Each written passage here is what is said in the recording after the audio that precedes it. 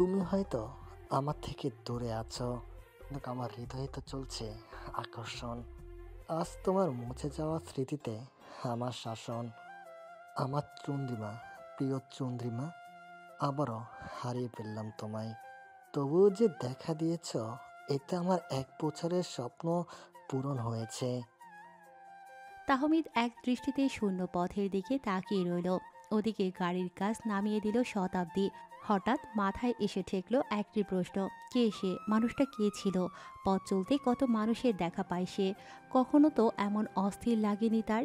তাহলে কেন এমন অনুভব হচ্ছে? মাথাটা আবার টনটন করছে তার। ড্রাইভার সামনের আয়নায় শতাব্দীকে দেখে বলল। শতাব্দী মাথা নেড়ে বলল। শতাব্দী এই বলে জানালার বাইরে তাকালো। হঠাৎ ফোনের স্ক্রিনে ভেসে উঠল একটি নাম, বিরাজ খান। শতাব্দী ফোনটা ব্যাগে ঢুকিয়ে দীর্ঘশ্বাস ছাড়ল। কিসের আক্ষেপ? কেন এই হতাশা? তা হয়তো শতাব্দীরও অজানা। অন্যদিকে তাহমিদ এখনও দাঁড়িয়ে আছে আগের জায়গায়। কার অপেক্ষায় আছে সে? কিসের আশায় আছে? তা জানে না তাহমিদ। তবুও মানুষ তো আশায় বাঁচে, আর সেই আশায় তাহমিদও বেঁচে আছে। মাথা চেপে ধরে মেঝেতে শুয়ে চিৎকার করে কাঁদছেন শিরিন সুলতানা। অস্থিরতা তাকে আঁকড়ে ধরেছে। দুর্বল শরীরে দেয়াল হাতড়াতে লাগলেন তিনি। আবদ্ধ ঘরে অক্সিজেন প্রবেশের জায়গাও নেই। নিজেকে কেমন উন্মাদ মনে হচ্ছে তার। পাগলের মতো চিৎকার করতে করতে আবার মেঝেতে বসে পড়লেন তিনি। দুহাত জোর করে বললেন, আল্লাহ, ও আল্লাহ, মাফ করে দাও আমাকে। আমাকে বের করো এখান থেকে। আমাকে বাঁচাও আল্লাহ, বাঁচাও আল্লাহ। এবার মেঝেতে চিত হয়ে শুয়ে পড়লেন তিনি। জোরে জোরে শ্বাস ছাড়তে লাগলেন। হঠাৎ তার চোখের সামনে আহনাপের অসহায় মুখটা ভেসে উঠল। আহনাপের রাতভর অস্থির জেগে থাকা, অরুণিকাকে আঘাত করে রুম বন্ধ করে ছটফট করা, ড্রাগস নিয়ে উন্মাদের মতো আচরণ করা। আহনাপের চোখে অসহায়ত্ব। হঠাৎ তার ক্লান্ত স্বর ভেসে এলো দূর থেকে। মা, কেন এমন করলে তুমি আমার সাথে? শিরিন সুলতানার চোখ বেয়ে জল গড়িয়ে পড়ল। হাত পা কাঁপছে তার। চোখ বড় বড় হয়ে এলো। ধরফর করতে করতেই হঠাৎ নিস্তেজ হয়ে পড়লেন তিনি। অন্ধকার ঘরটি থেকে এখন আর নিঃশ্বাসের শব্দ ভেসে আসে না। দিদার নামক মানুষটির সাথে জোরপূর্বক সংসার করে যাচ্ছে জয়িতা। ঘরের বাইরে যাওয়ার সুযোগটাও নেই তার। সারাদিন রান্নাঘরে টুকটাক কাজ করে রাতে দিদারের শারীরিক চাহিদা মেটানোই যেন তার দায়িত্ব। সামান্য একটা মধ্যবিত্ত লোকের এত দাপট। আহনাপের কারণেই তো হয়েছে সব। জয়িতা মেঝেতে বসে কাছে। বাবার সাথে সম্পর্ক শেষ তার।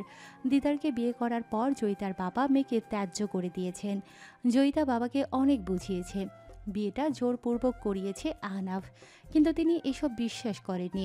উল্টো স্ত্রী জাহানারা ইসলামকেও ঘর থেকে বের করে দিয়েছেন।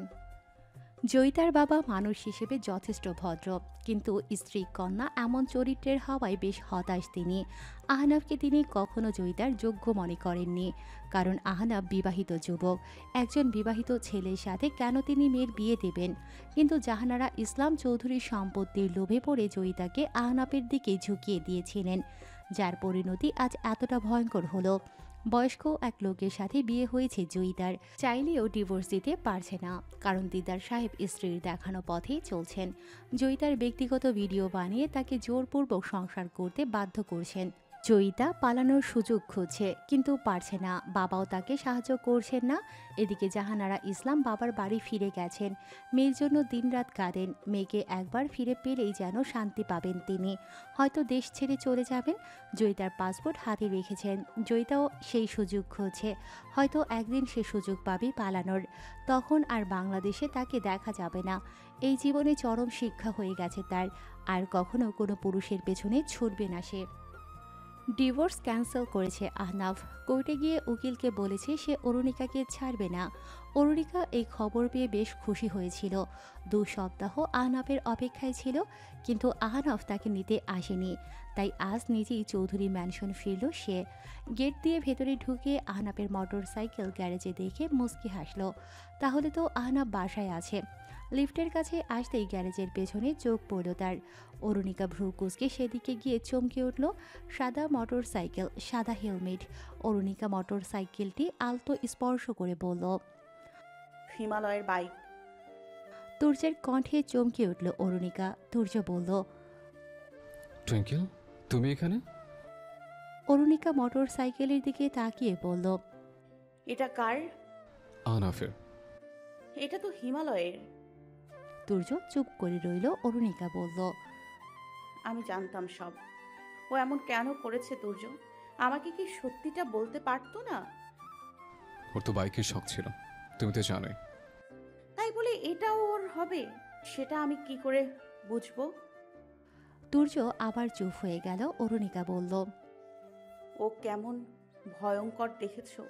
হিমালয় সেজে আমার সাথে চ্যাট করেছে, আমাকে ইমপ্রেস করতে চেয়েছে। ও এমনকি নিজেকে নিজে মার খাইয়েছে। কি ভয়ঙ্কর ও! তোমাকে ভালোবাসা আহনাফ, ভীষণ ভালোবাসা। মুখে বলা যায় না। তুমি একবার বুঝেছো? আমার মানসিক অবস্থা কেমন ছিল তুমি জানো। আমার সাহস নেই ওকে ভালোবাসি বলার। আবার যদি ঠকাই, ওকে ভয় পাই আমি। তুর্য কিছু বলল না। অরুণিকা বলল, আমি ওর সাথে কথা বলে আসি। ও তো বাসায় নেই। কোথায়?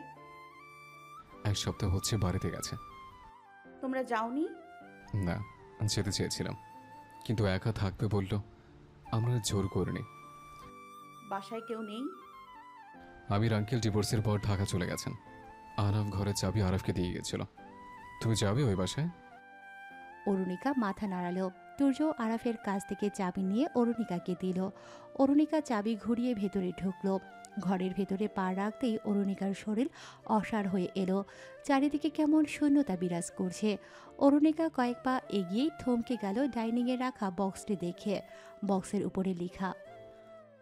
আরাফ, খুলিস। অরুণিকার কেন যেন বেশ ভয় হচ্ছে। আরাফকে ডাকলো না আর। সে নিজেই বক্সটি খুলল। দেখলো বক্সটিতে 5টি খাম স্তরে স্তরে সাজানো। প্রতিটি খামে একটি নাম। ইভান, ইমন, আরাফ, তুর্য আর তাহমিদের নাম। খামগুলোর ওপর আহনাফের ব্যবহৃত ফোন রাখা। অরুণিকা দৌড়ে ঘর থেকে বের হয়ে তুর্যের নাম ধরে ডাকলো। তুর্য অরুণিকার ডাক শুনে আহনাফদের ফ্ল্যাটে এলো। অরুণিকা ব্যস্ত কণ্ঠে বলল, তুমি এই 1 সপ্তাহ আহনাফকে কল দাওনি? তুর্য অবাক হয়ে গেল। দিয়েছে, কিন্তু ওর ফোন বন্ধ ছিল। কি বলছো তুমি? 1 সপ্তাহ ওর খোঁজ না নিয়ে তোমরা বসে আছো? খোঁজ নেব না কেন, নিয়েছি তো। ওর ফোন বন্ধ, তাই বাড়ির দারোয়ান চাচাকে ফোন দিয়েছিলাম। উনি বললেন আহনাফ ভালো আছে, কথা বলতে চেয়েছে, ওনাকে একা থাকতে চাইছে, তাই আর বিরক্ত করিনি। অরুণিকা বক্সটির দিকে তাকিয়ে বলল, তাহলে ওর ফোন বক্সে কি করছে? ও তো ফোনই নিয়ে যায়নি। মানে? তুর্য বক্সটির কাছে এসে চমকে উঠল। বক্সে রাখা খামগুলো হাতে নিল। ব্যস্ত হাতে ফোন বের করে গ্রুপ কল দিল। বাকিদের আহনাফের ফ্ল্যাটে আসতে বলল। মিনিট 10 মধ্যেই সবাই ফ্ল্যাটে এসে হাজির। ততক্ষণে তুর্য তার নাম লেখা খামটি খুলে স্তব্ধ হয়ে বসে আছে। সেখানে লেখা ছিল, তুই যে অনেক সাপোর্ট করেছিস আমাকে, তোর মতো বন্ধু পাওয়া ভাগ্যের ব্যাপার, কিন্তু আমি চলে যাচ্ছি তোদের ফেলে। সরি, তোর কুয়াশ বা হয়ে থাকতে পারলাম না। আবার দমবন্ধ হয়ে আসছে এখানে। এই ঘর, এই এলাকা, এই দেশ, কোথাও আমি শান্তি পাচ্ছি না। দারোয়ান চাচাকে আমি শিখিয়ে দিয়েছিলাম মিথ্যে বলতে। আমি চাই না তোরা কেউ আমাকে থামাতে আসিস। বাবা জানে আমি কোথায় যাচ্ছি। প্লিজ বাবাকে জোর করিস না, ওনাকে একটু দেখে রাখিস। সাথে তোর টুইঙ্কেলকেও। আমি 2টা আমানতে রেখে গেলাম। ইভান তার নামযুক্ত খামটি হাতে নিল। সেখানে লেখা, ইভান, আমি তোকে না বলে রিজাইন দিয়ে এসেছি। তুই জানলে আমাকে আটকাতি, তুর্যকে সামলে রাখিস, আমাকে নিয়ে ভাবতে বারণ করিস। এই মুহূর্তে ওর অন্যকেই সময় দেওয়া উচিত। ইমনের হাতেও একটি চিঠি। সেখানে লেখা, ইমন, অনেক খোঁচা মেরেছি তোকে, কিন্তু তুই অনেক ভালো, ওর খেয়াল রাখিস। তাহমিদের হাতে থাকা চিঠিতে লেখা, মিষ্টি মশাই, তোর কবিতার বেশ প্রশংসা করতো আমার উরু, তাই তোর কাছ থেকে একটা গুণ চুরি করেছি, বিনিময়ে হারানো ভালোবাসা পেয়েছি। খারাপ কি বল? আরাফ চিঠিটির দিকে স্থির দৃষ্টিতে তাকিয়ে রইল। সেখানে লেখা, তোর উপর অনেক বিশ্বাস আমার। আমার বাবার খেয়াল রাখিস ভাই, আমার উরুর খেয়াল রাখিস। আমি ওর চোখে ভালোবাসা দেখতে চেয়েছি, ওর চোখে ঘৃণা দেখতে চাই না। ও হিমালয়কে ভালোবাসে, ওকে ভালোবাসতে দে। ওকে বলিস না আমি তার হিমালয়। ওর আমাকে ভালোবাসে না, আমি ওর যোগ্য হতে পারিনি, কখনো পারবো না। আরাফ, আমি তোদের ছাড়া ভালো থাকবো না। আর এখানে থাকলে ওরও কষ্ট পাবে। ওকে ভালোবাসার অধিকার দিয়েছি আমি, ও হিমালয়কে ভালোবাসুক। প্লিজ ওর খেয়াল রাখিস, আর কিচ্ছু চাইবো না আমি। ওর ফ্ল্যাট ওকে বুঝিয়ে দিস। আমার বিশ্বাস তুই আমার চেয়ে ভালো দায়িত্ব নিবি ওর। আরাব মেঝেতে হাঁটু গেড়ে বসে পড়ল। অরুণিকা সবার মুখের দিকে তাকিয়ে আছে অসহায় দৃষ্টিতে। বক্সটিতে অনেক কিছুই আছে, অরুণিকার দেখার সাহস নেই। তুর্য অরুণিকার দিকে তাকালো। অরুণিকা হাত জোর করে বলল, ও ঠিক আছে তো? খারাপ কিছু করেনি তো? থুতনি কাঁপছে অরুণিকার। আরাব অরুণিকার সামনে বসে বলল, বেশি বাড়াবাড়ি করে ফেলছিস তুই। আগেই বলেছি একটু বোঝার চেষ্টা কর। দুর্বল জিনিসে আঘাত করলে ঠিক হয় না, আরও ভেঙে যায়। এখন কি শুনতে চাচ্ছিস তুই? হ্যাঁ, বেঁচে আছে আহনাফ, কিন্তু ওকে আর পাবি না। তোর যন্ত্রণায় দেশ ছেড়ে চলে গেছে ও। অরুণিকা বক্সটি নিয়ে থপ করে বসে পড়ল মেঝেতে। ভেতরে আরেকটি খাম অরুণিকার নামে, সাথে বেশ কয়েকটা বই, সব হিমালয়ের লেখা। একটা ছবির অ্যালবামও আছে, অরুণিকা আর আহনাবের ছোট্ট থেকে বড় হওয়ার ছবি। অরুণিকা কাপা হাতে চিঠিটি খুলল। চিঠি পড়ার আগেই এক ফোঁটা জল গড়িয়ে পড়ল চোখ বেয়ে। চিঠিতে লেখা, অরু, তোকে ছাড়তে পারলাম না, আমার সেই সাহস নেই। আমাকে ক্ষমা করে দিস। আমি তোকে ভালোবাসি, খুব ভালোবাসি, কিন্তু আর আসবো না সেই ভালোবাসার বোঝা নিয়ে। তোকে মুক্তি দিতে না পারার অপারগতার জন্য ক্ষমা করিস আমাকে। তুই হিমালয়কে ভালোবাসিস তো, তুই ওকে ভালোবাস, আমি তোকে আটকাবো না। কিন্তু এই আহনাফকেও তো ভালোবাসার অধিকার দে। আমিও তোকে ভালোবাসতে চাই। তোর জন্য হিমালয়ের বই রেখে গেলাম। তুই তো ভালোবাসিস তাকে, ভালোবাসিস, খুব ভালোবাসিস। আমাকে ছাড়া সবাইকে ভালোবাসিস। অন্তত ঘৃণা করিস না আমাকে। আমার মা ভালো না, আমি জানি। উনি তোকে অনেক কষ্ট দিয়েছে। ওনার কথায় আমি তোকে অনেক কষ্ট দিয়েছি। আমি তোকে অনেক অপমান করেছি, তোকে অবিশ্বাস করেছি। আমার কোনো ক্ষমা নেই, কিন্তু তোকে ওভাবে স্পর্শ করতে চাইনি আমি। তোর সম্মতিতেই সব হয়েছিল। আমি জানি তুই আমাকে ভুল বুঝেছিস। একদিন তোর ভুল ভাঙবে, কিন্তু তোর মনের মধ্যে যে দ্বিধা আছে সেটা তো কখনো যাবে না। আমি ড্রাগ অ্যাডিক্টেড ছিলাম, আমার জন্মদাত্রী একজন খুনি, চরিত্রহীন নারী। এগুলো আমি কখনো তোর মন থেকে মুছে দিতে পারবো না। এই সত্য কখনো ভুল প্রমাণিত হবে না। এই দ্বিধা নিয়ে আমাদের চলতে ভীষণ কষ্ট হতো। তুই দ্বিধার সংসারে ভালো থাকতি না। ওর এই ড্রাগ অ্যাডিক্টেড ছেলেটাই তোকে ভালোবাসতো। আমি শুধু তোর জন্য নিজেকে পরিবর্তন করেছি। যদি আবার তোর সামনে আসি, তুই আমাকে আর আগের মতো দেখবি না, অনেক পরিবর্তন হয়ে ফিরবো। তখন আমাকে অসহ্য লাগবে না তোর। তোর ঘৃণা হয়তো কেটে যাবে।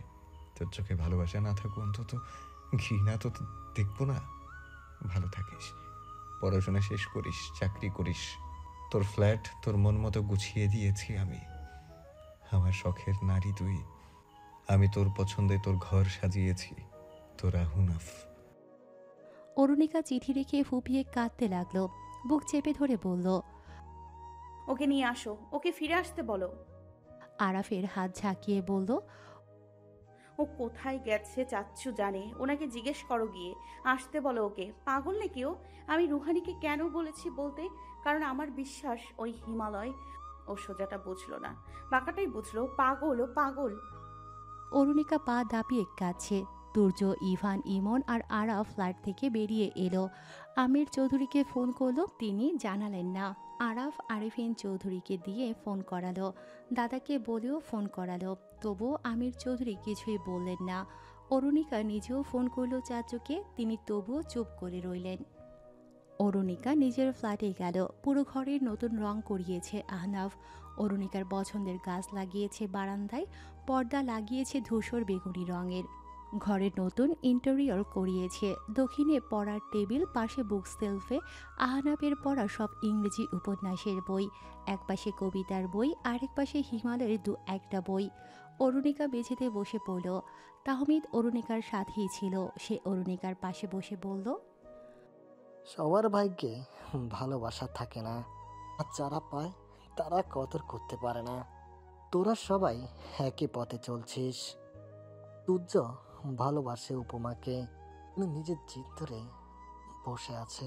সব থেকে অবাগত তোরা দুজন। ভালোবাসিস কিন্তু ভালোবাসতে জানিস না।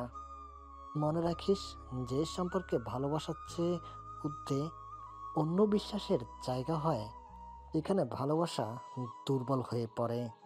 অন্ধবিশ্বাস করলে নাকি মানুষ নাকি ঠকে। আরে ঠকলে ঠকে যাক, কিন্তু অন্ধবিশ্বাস না থাকলে ভালোবাসা কিসের? ভালোবেসে ঠকে যাওয়াতে কোনো আফসোস নেই, যদি সে ভালোবাসা কোনো খাত না থাকে। তুই কাঁদছিস কোন আক্কেলে? তুই তো তোর ভালোবাসাকে অপমান করেছিস। তোর কাছে ভালোবাসার চেয়ে ইগো বড় হয়ে গেছে। নিয়ে বিনিয়ে কিসের ভালোবাসার প্রকাশ? ভালোবাসার মানুষকে ভালোবাসার কথা বলতে কিসের ভয়? কিসের আত্মসম্মান? পৃথিবীর বুকে বেয়ায়া হয়েও তোর ভালোবাসার মানুষ যদি তোর থাকে, এখানে কারো কিছুই আসে যায় না। তোর মানুষ তোর থাকবে, তুই ধনী হবি, তুই সুখী হবি। এখন ইগো অবিশ্বাসের কাছে হেরে গেল তো তোদের ভালোবাসা। তোদের শাস্তি হয়েছে, তোদের শাস্তিটা পাওয়া উচিত। শিক্ষা নেওয়া উচিত, এই শিক্ষা ভালোবাসাকে অপমান করার। তুই এই যন্ত্রণা নিয়ে বাঁচবি আর নিজের কাছে জবাব দিস, কেন অন্য ছেলের কাছে তোর ভালোবাসার মানুষকে অপমান করেছিস। নতুন দেশের এক নতুন অতিথি আহনাফ খোলা আকাশের নিচে দাঁড়িয়ে আছে। সে চোখ বুজে দুহাত প্রসারিত করে বলল, তুই কখনো জানবি না আমি সেই হিমালয়, যে তোর বিচ্ছেদে নতুন পরিচয় জন্ম নিয়েছিলাম। 6.5 বছর আগে যখন তোকে অপমান করে বের করে দিয়েছিলাম, সেদিনই আমি লিখতে বসেছি। তোর জন্য আমার প্রতিটি লেখা উৎসর্গ করেছি, প্রতিটি লেখায় তোকে হারানোর সেই ছাপ রেখেছি। বিচ্ছেদের উপন্যাস লিখে আমি পরিচিতি পেয়েছি, সাথে তোকেও পেয়েছি। আমি তোকে দূর থেকে ভালোবাসবো। তুই তো আমার জীবনের সেই স্পেশাল মানুষ, আমার হৃদি। কোনো এক শীতে তোকে আমার বউ করে পেয়েছি, আবার তোকে হারিয়ে কত উপন্যাস, কত কবিতা, কত গান লিখেছি, কত সুর বেঁধেছি। হরু, তুই তো হিমালয়ের লেখা সনেটের সেই নায়িকা, তুই আমার সনেট। অরুণিকা বারান্দায় বসে আছে। আকাশের দিকে তাকিয়ে সে বলল, আমার ভাগের প্রায়শ্চিত্ত করব আমি, তোমাকে অবহেলার প্রায়শ্চিত্ত করব। তুমি আমাকে ভালোবাসো, ভুলো না শুধু। আমি তোমার অপেক্ষায় আছি আহনাফ। আমার ডাবল স্ট্যান্ডার্ড বিহেভিয়ারের জন্য আজ আমি হারিয়ে ফেলেছি তোমাকে। আমি তোমার গল্পের সেই নায়িকা যে তার নায়ককে প্রতিবার খুন করে গেছে। নিস্তব্ধ বেলা আর সেই শীতল সুর। তার চোখে ছিল ভীষণ মায়া, কুয়াশায় ঢাকা তার স্নিগ্ধ কায়া। পথ চলতে হারিয়েছি তাকে বহুদূর। কত কথা জমেছিল মনে, বেলা ফুরিয়ে যায়, সন্ধ্যা নামে, বলার সুযোগ হয়নি সেই ক্ষণে।